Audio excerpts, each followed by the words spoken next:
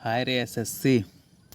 पता नहीं ऐसा वर्ड मुझे क्यों बोलना पड़ा। इसमें गलती हमारी है, गलती सरकार की है, या फिर गलती किसी की है। ठीक है, पता सारे लोगों को है लेकिन पता किसी को नहीं है, क्योंकि एक ऐसी गलती जो शायद कितने की भविष्य बर्बाद करने के काम कर रही है। तो सबसे पहले हमारा सवाल है कि क्या एक गरीब परिवार में जन्म लेना ही सबसे बड़ा गलती है? क्या ये बात हो सकती है कि सारे लोग एक अमीर और एक सक्षम परिवार में ही जन्म लें? बताइए, आप लोग अगर इसका आंसर दे सकते हैं तो बिल्कुल देंगे। क्योंकि देखिए, आज की इस वीडियो में हम आपको ना तो कोई वैकेंसी के बारे में बताने वाले हैं और ना ही कोई आपको इधर उधर की बात बताएंगे। जो हमारा पॉइंट टू पॉइंट बात है, जो दर्द को हम लोग देख रहे हैं, दर्द को हम लोग झेल रहे हैं, हम लोग उसी दर्द के बारे में बात करेंगे।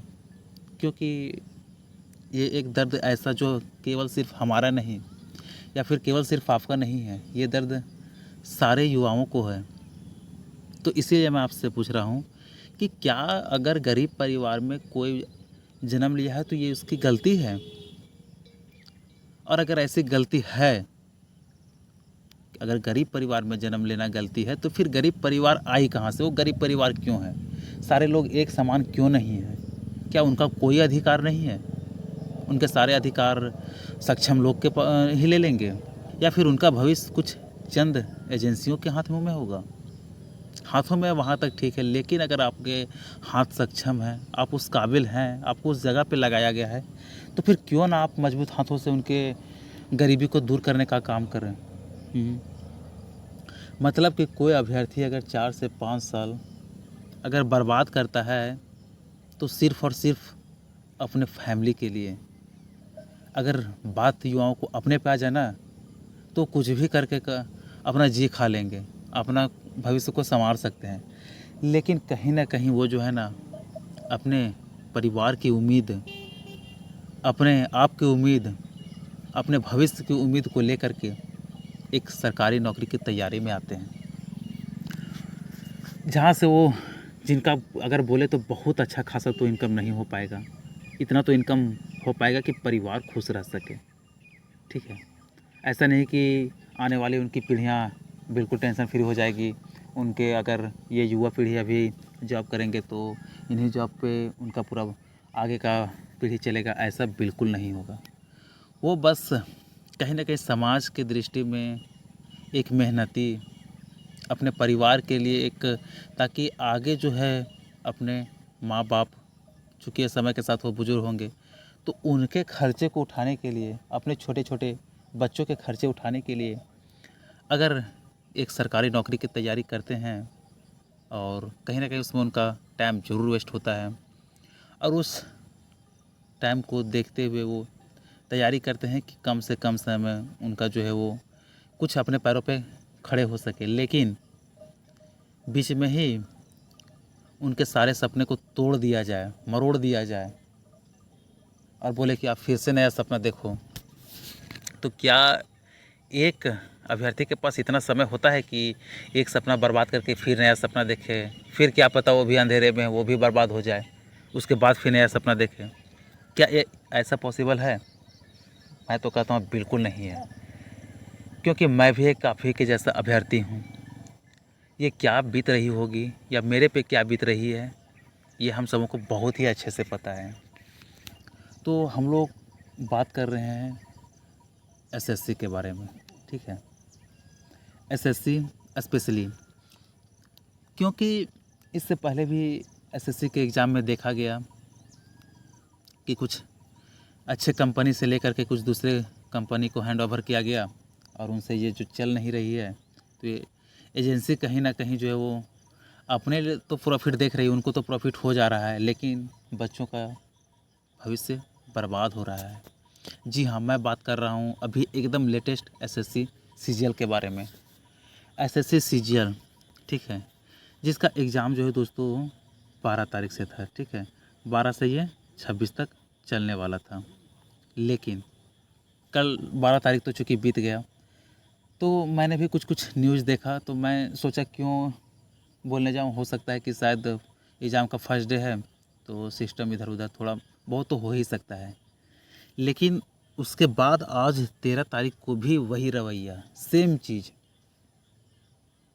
पहली तो इनकी गलती है कि एक तो सेंटर इतना दूर दे देंगे कि बच्चा जाए अपना, एक तो फॉर्म भरने में 100 रुपया दे, और 100 रुपया में ही तो पूरा देश से घुमा देंगे।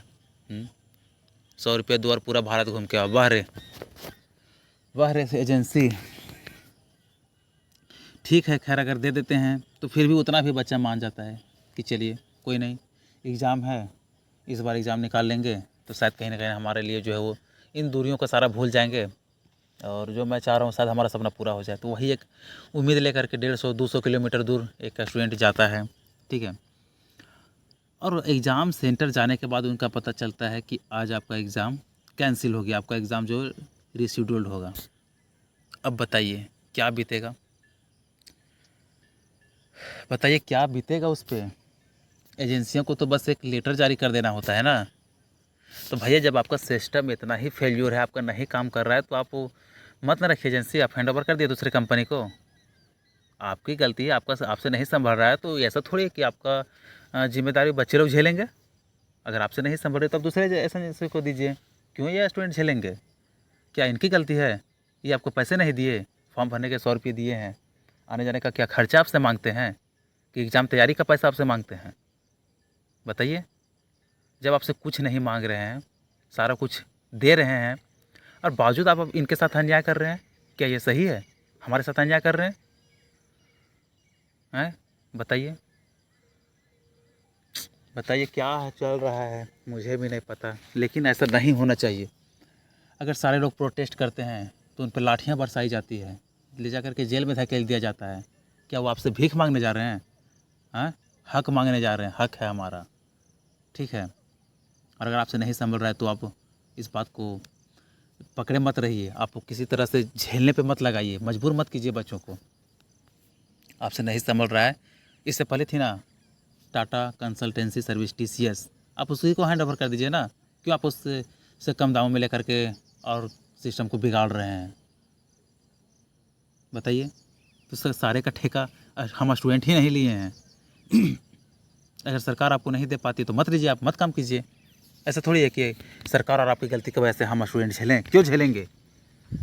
बताइए। तो इसीलिए मैं बात कर रहा हूँ। चलिए कुछ आपको नोटिस दिखा देता हूँ, फिर हम लोग आगे बातें को करते हैं। तो चलिए यहाँ पे आप देख सकते हैं कि ये लेटेस्ट जो है SSC CGL का है, 12/9/2025 का। आप देख सकते हैं, कल मैंने इस पर वीडियो नहीं बनाया क्योंकि हमें लगा कि एक दिन है तो ये तो सुधर जाएगा, लेकिन आज 13 तारीख को भी वही रवैया। हम आपको सारा कुछ दिखाएंगे, ठीक है। एग्ज़ाम सेंटर पे जाने के बाद बोला जाता है कि आपका एग्ज़ाम कैंसिल हो गया। क्या करेगा बच्चा? जाएगा फिर आएगा, यही काम बचा हुआ है, हैं? एक तो आप एग्ज़ाम हटवा दे रहे हैं, एग्ज़ाम नहीं ले रहे हैं, बच्चे को डिमोटिवेट कर रहे हैं, कैसे क्या करेगा? बताइए। क्या बोलता है कि shift two of combined graduate level examination 2025 Tier 1 at Surekha Infotech Mumbai on कितना 12 सितंबर 2025, यानी कि 12 सितंबर 2025 कल का है। Is being cancelled and will be rescheduled a later date of candidates who were present. आगे यहाँ क्या लिखा है? On the day of examination the rescheduled date will be informed in क्या लिखा है? Due course. बताइए। अब ये नोटिस आया है, तो क्या शिफ्ट 2 का नोटिस 4 दिन पहले आ गया था? 12 तारीख को शिफ्ट 2 में एग्ज़ाम है, तो जब बच्चे वहाँ गए होंगे तभी तो देखे होंगे कि रिशेड्यूल हो गया है। जब शिफ्ट 1 का एग्ज़ाम हो गया है तो शिफ्ट 2 में ऐसा हो गया, तो ऐसा थोड़ी है कि 5 मिनट का रास्ता है कि बच्चा घर से निकलेगा तुरंत चल जाएगा, वहाँ देखा रिशेड्यूल तो कोई फ़र्क नहीं पड़ेगा। अरे बच्चा इतना दूरी तय कर करके जाते हैं, कभी आप अपने बच्चों को भेज के देखिए ना, खुद जाके देखिए ना क्या बीतती है। सो ऐसे नोटिस निकाल दे रहा बहुत आसान है, कोई भी निकाल देगा। आप अपने सिस्टम को सुधारेंगे नहीं और झेलेंगे स्टूडेंट सब, क्यों झेलें हम लोग? हाँ बताइए। और ऐसा है कि ये पहला मामला नहीं है, पहला आपको हम ये दिखाए हैं, आपको स्क्रीन पे दिख रहा है, बाकी और अभी हम दिखाते जाते हैं। बच्चों को मेल आ रहे हैं किस पे जो है आपका रिशेड्यूल्ड होगा, तो रिशेड्यूल्ड क्यों कीजिएगा?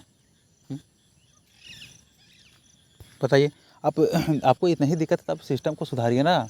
अब ऐसा थोड़ी कि पहला गलती हो रहा है, इससे पहले के भी एग्ज़ाम में भी आपसे गलती हुई है, तो उन गलतियों को देख करके आप सुधार सकते हैं। चलिए आगे हम लोग और दिखाते हैं, ठीक है। ये तो था। इसके बाद नेक्स्ट अगर हम लोग देखते हैं तो चलिए यहाँ पे देख सकते हैं कि ये कहाँ का है। यहाँ ये भी जो है वो 12/9/2025 का ही है। और ये कहाँ का है तो इसमें भी चलिए हम लोग देखते हैं कि यहाँ पे देखिए नांदेड़ का है, ठीक है। नांदेड़ कौन सा है तो Iqra international school and junior college Nanded, यहाँ का है। और आगे दिखाते हैं आपको, देखिए कुछ बच्चों के मेल्स भी आए कि all candidates schedule at the above centre on 12/9/2025, इसका जो रीशेड्यूल्ड होगा ये मेल आया है, ठीक है।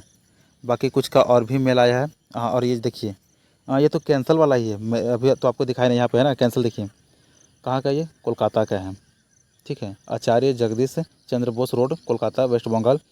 अब यहाँ पे देखिए first MSO building 8th floor, ये उस सेंटर का है, ठीक है। यहाँ से क्या बोला है कि stealing of some laptops at the centre. Laptop में एग्ज़ाम होता है ये तो हम लोग नहीं देखे हैं आज तक। मैंने भी अपने लाइफ में बहुत एग्ज़ाम दिया है, लेकिन लैपटॉप में तो आज तक नहीं दिया कोई भी एग्ज़ाम। जब भी हम लोग अगर एग्ज़ाम दें तो एक सेट होता है, पूरा सिस्टम होता है, लैपटॉप तो नहीं होता है। और ठीक है, अगर आप लैपटॉप में भी करवा रहे हैं तो फिर चोरी कैसे हो गई, ये भी तो बात उठती है कि आपकी खुद की एजेंसी आपकी लैपटॉप चोरी कैसे हो गई। अब क्या वहाँ पे सिक्योरिटी रखे हैं, क्या देख रहे हैं, क्या बच्चों के भविष्य के बारे में सोच रहे हैं। आप कभी वहाँ से लैपटॉप चोरी करवा दे रहे हैं, आगे बोलिएगा कुछ पेपर चोरी हो गए, आगे बोलिएगा बिल्डिंग चोरी हो गया, ऐसा भी होता है। अरे भाई, सिक्योरिटी नाम की भी कोई चीज़ होती है, ठीक है। तो अगर सिक्योरिटी नाम की चीज़ है तो आप उसको देखिए कि वो किस प्रकार से काम करती है। आप सिक्योरिटी बढ़ाइए ना। आपके लैपटॉप चोरी होंगे तो उसका ठेका हम लोग लिए हैं। हाँ, आपका लैपटॉप चोरी आप मंगवाइए तुरंत। वाह रे सिस्टम। चलिए और भी आगे दिखाते हैं आपको। देखिए यहाँ पे भी आया है ये, देखिए ये तो खुद हमारा झारखंड का, हम झारखंड से हैं, ठीक है। यहाँ पे देख सकते हैं बोकारो स्टील सिटी झारखंड। बताइए, हमारा झारखंड का एग्ज़ाम, ये first shift, second shift, third shift सारा कैंसिल। क्या करे आदमी, एक बच्चे के पास इतना टाइम होता है कि यही करते रहे। एक सीजीएल का ऐसा थोड़ी है कि एक स्टूडेंट एक ही जॉब पे डिपेंड हो जाता है कि भाई हमको सीजीएल के ही तैयारी करना है। बहुत सारे उसके एग्ज़ाम होते हैं। मिडिल क्लास फैमिली का दर्द आप लोग नहीं समझेंगे, ठीक है। आप लोग इनके दर्द को नहीं समझ सकते हैं। हम लोग किस दर्द से गुजरते हैं ना। अगर हम लोग का हेडेक आप लोग देखिएगा ना तो फिर शायद पता नहीं आपके अंदर क्या बीतेगा, लेकिन क्या बीती वो हम ही लोग जानते हैं। खैर छोड़िए, आपको इनसे कोई लेना देना है नहीं। अगर ये चीज़ आप लोग सोचे होते, आप लोग को इससे लेना देना भी होता तो आप सिस्टम को कब का सुधार लिए होते, ठीक है। और आगे दिखाते हैं आपको। सारा का सारा जो है देख सकते हैं कि 12 तारीख का ही है, ठीक है। 12/9/2025 का। ये भी जो वेस्ट बंगाल कोलकाता का ही है, ठीक है। यहाँ का भी रीशेड्यूल्ड है। फिर आगे देखते हैं यहाँ पे दिल्ली का। दिल्ली में भी वही हाल है। फिर चलिए आगे बढ़ाते हैं तो ये कहाँ का है, कंप्यूटर एजुकेशन। इससे चलिए आगे देखते हैं तो ये देखिए जम्मू। जम्मू में भी वही हाल है। बताइए, सब जगह यही हाल है तो फिर कैसे स्टूडेंट देगा, कहाँ पे विश्वास करेगा। ये देखिए स्टूडेंट का मेल आया है, ठीक है, कि 24, 25 और 26 को जो है आपका दिल्ली एनसीआर में रीशेड्यूल्ड किया जाएगा। कब तो 12/9 को जो एग्ज़ाम कैंसिल हुआ ना उसका ये मेल आता है। बताइए, मेल होना चाहिए कि आप एग्ज़ाम सक्सेसफुली दे दिए हैं और ये मेल आ रहा है कि आपका फिर से एग्ज़ाम का रीशेड्यूल्ड होगा। बताइए, 12/9/2025 का एग्ज़ाम पोस्टपोन किया जाता है, क्यों किया जाता है। गलती आपकी और झेले हम लोग। चलिए आगे और दिखाते हैं। चलिए यहाँ पे बोला है, ठीक है, ये कहाँ का, गुरुग्राम का है। ये भी बोला कि 13 और 14 का जो है एग्ज़ाम अभी कैंसिल किया गया, ये तो एडमिनिस्ट्रेटिव रीजन से। बताइए, एग्ज़ाम डेट आया नहीं तो पहले कैंसिल कर दिया गया। खैर चूँकि इसमें कैंसिल कर दिया तो कोई ये नहीं है स्टूडेंट नहीं गए होंगे, लेकिन जो जा करके घूम रहे हैं उसमें क्यों ये झेले, बताइए। और इसमें एडमिनिस्ट्रेटिव रीज़न है तो फिर शेड्यूल्ड ही क्यों किए थे। जब आपको कैंसिल ही करना था तो फिर आप एग्ज़ाम को शेड्यूल क्यों किए थे, ये नहीं करना चाहिए था ना। चलिए आगे और भी दिखाते। देखिए आज का ये है, ठीक है, 13/9 का। आज 13 सितंबर है, सभी को पता है। यहाँ पे देख सकते हैं 13 सितंबर, 13/9/2025 मुंबई का एग्ज़ाम ये कैंसिल किया जाता है।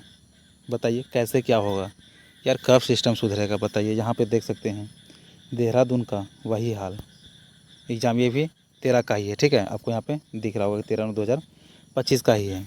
इसके बाद नेक्स्ट और दिखाते हैं। देखिए ये कहाँ का है तो ये भी 13/9/2025 का ही है। और एग्ज़ाम वेन्यू यहाँ पे देख सकते हैं कि ये उत्तर प्रदेश का है, बताइए। तो बताइए अगर इतने इतने एग्ज़ाम कैंसिल इसी प्रकार से होते जाएंगे तो स्टूडेंट क्यों तैयारी करेंगे, बस कितना दर्द झेलें।